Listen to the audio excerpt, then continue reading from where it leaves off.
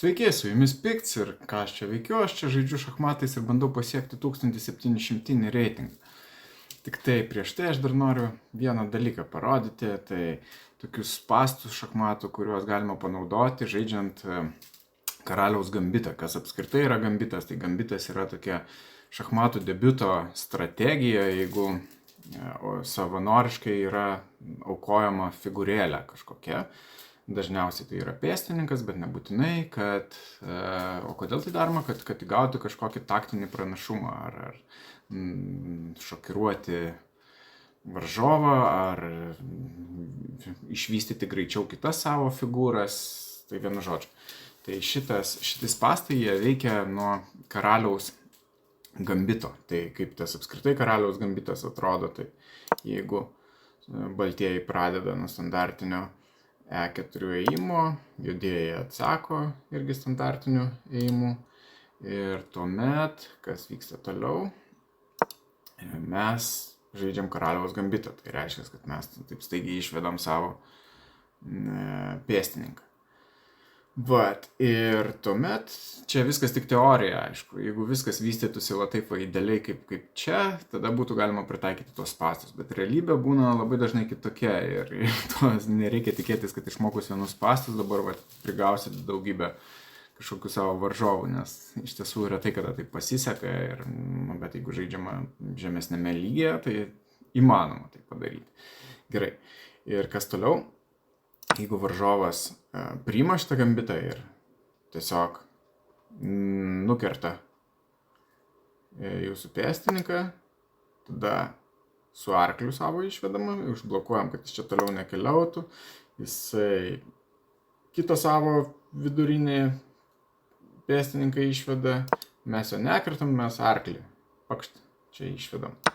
Tada jisai nukerta dar vieną mūsų figūrą, mes atgal nukertam su arkliu, jisai išveda rikį. Aišku, kas labiau patyrę šachmatininkai, jie dažniausiai taip nedarytų, bet čia, kurie mažiau patyrę, tai jie galvoja, kad čia pririša dabar mūsų arklį prie karalienės, nes arklys negali judėti, jeigu jis pajudėtų mūsų karalienį šakės, tai kad čia labai atseit geras įimas.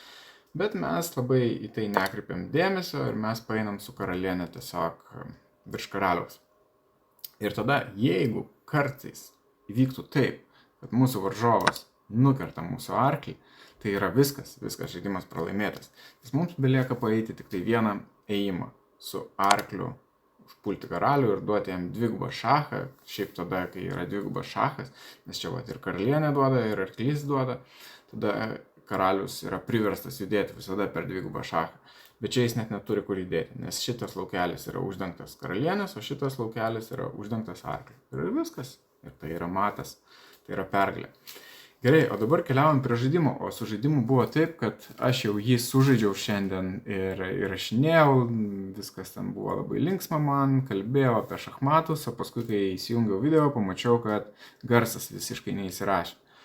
Tai, nežinau, iš tiesų, tas mano žaidimas yra čia. Aš arba pakomentuosiu kažkiek jį, arba uždėsiu muzikos, kad tas parodė, kas norės, tas galės žiūrėti, kaip viskas vyko. Tai vienu žodžiu, čia, man atrodo, yra, taip ir rašoma, kad čia yra angliškas debiutas, vadinasi, kaip pradedama eiti su baltaisiais nuo kokio čia, nuo C4 išvesti. Tai buvo angliškas debiutas. Aš atsakiau sicilietišką gynybą, nežinau, ar tai veikia su anglišku debiutu, aš kaip suprantu, taip ir žaidžiu. Jisai išvedė dar vieną savo peškutę, aš toliau ėjau standartinį sicilietiško žaidimo ėjimą, o jisai keliauja toliau su peškutė. Aš išsivedžiau savo peškutę nuo rikio, kad atidengčiau savo rikį ir, tarkim, galėčiau atakuoti jo bokštę. Jisai tą pamatė, bet paėjo su arkliu, uždengė, apsaugojo. Aš vis tiek išsivedžiau savo rikį, jisai pastumė bokštą, kad jeigu jisai pajudėtų su arkliu, kad bokštas būtų saugus. Aš tiesiog paėjau su savo pėstininku, kad per stipriai nesiverštų jis šitoje pusėje. Tada jisai šoko su arkliu ir tai jau rodo, kad, klausimas toks jau, kodėl jis tai padarė? Nežinau, kodėl jis tai padarė, dėl to, kad nėra labai aukštas lygis ir jisai panašiai žaidžia kaip ir aš žemame lygyje. Va, ir aš tada tą arklį nusprendžiau išspirti. Jisai paėjo kažkur čia, aš savo arklį išsivedžiau, toliau standartiniai ėjimai, atakuoju centrą, jisai išsiveda rykį, bandydamas turbūt užpulti mano šitą pėstininką, bet jisai labai gerai apsaugotas. Ir arklys, ir bokštas, ir netgi karalienė jį saugo, taip kad niekas negrėsia kol kas mano šitam pėstininkui. Aš padariau rakiruotę, jisai bando išsivesti savo rykį. Ir kas toliau buvo, aš paėjau irgi kažkokį ėjimą, kur kompiuteris sako, kodėl tu taip padarai, žmogau? Nežinau, tikrai negaliu atsakyti šitą klausimą. Jeigu būčiau aukštesnio elo, galbūt lengviau atsakyčiau šitą klausimą. Gerai, jis išsivedė rykį, kartu puldamas mano pėstininką. Aš irgi išsivedžiau rykį, jis išsivedė arklį, aš pastūmiau savo bokštą, kad apsaugot savo rykį, jeigu ką maža ką. Vėl ėjimas, kurio kompiuteris nelabai supranta. Ir iš tiesų dabar, čia rodo, kad aš padariau visišką klaidą. You overlooked an opportunity to kick the knight. Vienu žodžiu, praleidau galimybę išspirti jo arklį. Jeigu būčiau tiesiog paėjęs čia atakavęs centrą ir įspyręs jo arklį, tai būtų daug naudingesnis ėjimas negu čia mano su šituo arkliu paėjimas. Nes ko pasiekoje pasimatys toliau, kad jisai toliau mano tą arklį išspyrė, aš atėjau atgal, tada vėl buvo tokių ėjimų, kur tiesiog niekas nematėm jokios galimybės kažkur atakuoti ir pabėgo jisai. Aš tiesiog, kompiuteris galvoja, ką čia chebra jūs darot, jūs tikrai nesat aukšto lygio žaidėjai. Taip, mes tikrai nesame aukšto lygio žaidėjai, nes vienas po kito ėjimas yra rodo, kad tai yra netikslumai.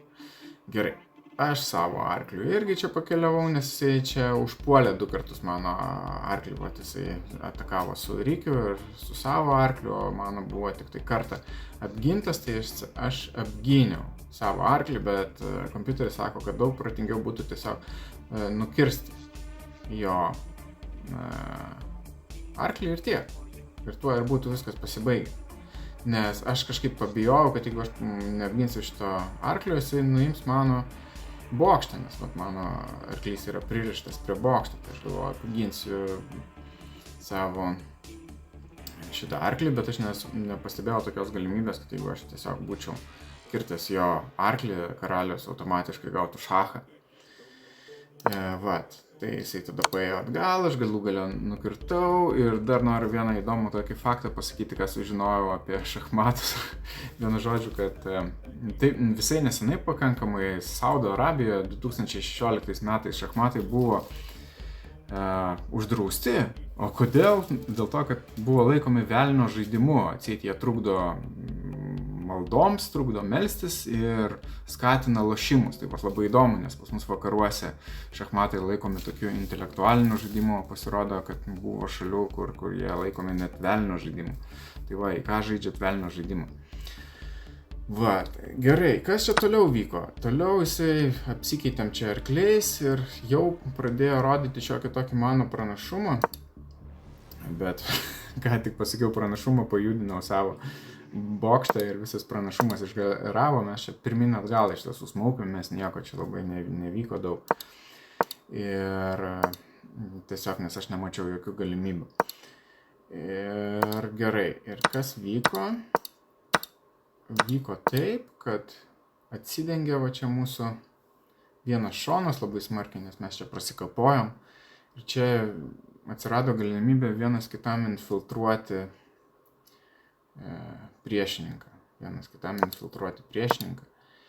Ir aš jau taip padariau, galbūt paskubėjau, nors rodo, kad čia geras buvo ėjimas, jisai uždengė, bandė galbūt kažkokiu būdu mano tą sumedžioti bokštą, bet aš tada pastačiau čia karalienę, kas rodo, kad irgi yra netikslumas, nes aš prarandu pėstininką. Ai, teisingai, jisai galėjo šokti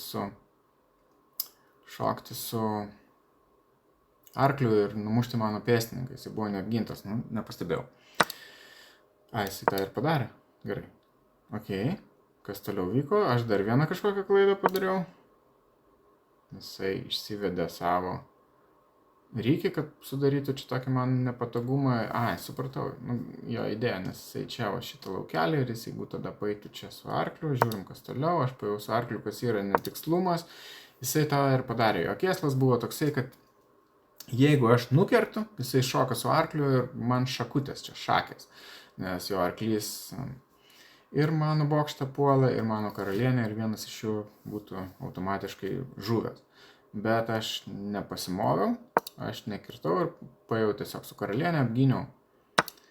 Jisai nukirto, aš atgal, tada jisai su arkliu paėjo, aš čia dar kartą puldamas arklį ir čia yra dabar jo netikslumas. Aš nežinau, aš nepasinaudojau tais netikslumais. Čia toliau viskas kaip ir vyko. Taip. Ir gerai, ir dabar jau rodo mano pranašumą. O kodėl? Nes nežinau kodėl. Taip. Nes aš galiu... Ne, dabar vėl nėra pranašumo, apsikeitėm karalienėm. Taip. Ir jisai apgynė savo bokštą, bet tai rodo, kad tai yra netikslumas, nes jeigu aš būčiau paėjęs čia su bokštu savo, jis apgynė rykį, ne bokštą. Jeigu aš būčiau paėjęs čia su savo bokštu, tai vis tiek kažkas būtų iš jo smarkiai nukentėję. Gerai. Bet aš to nepadariau, man rodo, kad čia geriausias įimas būtų buvęs. Gerai, ir čia jisai paėjo ir padarė kritinę klaidą, nes jisai paliko savo arkliuką neapgintą, aš tuo pasinaudojau ir nuo šito laiko jau turėjau pranašumą. Tada tiesiog sujungiau savo du bokštus, nes du bokštai visą laiką yra labai stipru, jeigu jie yra sujungti, ypač dar priešo teritorijoje. Va, tada specialiai apsikeičiau rykiais, dėl to, kad norėjau tiesiog susiprastinti, kad priešininkas mažiau turėtų visokių figūrų, kurios man galėtų gyvenimą trukdyti. Taip, aš irgi numačiau, kad jisai čia jau stums savo pėstininką, tai aš tiesiog su arkliu užšokau, užblokavau jį, tada kas toliau? Toliau vedžiau karalių, apsikeitėm bokštais. Tada nuėmiau jo peškutę, ir tada jau čia viskas buvo pakankamai elementaru. Aišku, mane labai smaugė irgi laikas šį kartą, nes nedaug jo turėjau. Ir žaidimas kaip pasibaigė, čia jis padarė klaidą. Aš irgi padariau klaidą, o kodėl aš čia padariau klaidą? Gerai, kodėl? Faster checkmate was available. Ai, buvo daug greitesnis, vienu žodžiu, šachas ir matas, tai aš čia kažkaip viską prailginau. Tiek to. Bet vat jau dabar rodo, kad dabar jau yra viskas, 100% jau neišvengiamas šachas. Tiksliau, matas neišvengiamas mano priešininkui, aš nežinau, aš dar jo taip greitai neatradau, bet aš tiesiog pasidariau dar vieną karalienę ir mano priešininkas pasidavė, nes jis jau praktiškai nebeturėjo jokio šansų kažką daryti. Tai va, tai taip baigėsi mano žaidimas. Čia va, tik tai toksai nėra jisai gyvas, nes, sakau, garsas neįsirašė, tikiuosi dabar įsirašė. Jeigu kas žiūrėjo, tai ačiū už dėmesį, tikiuosi kažką galbūt naudingo čia pamatėt ir iki kitų kartų. Čiau!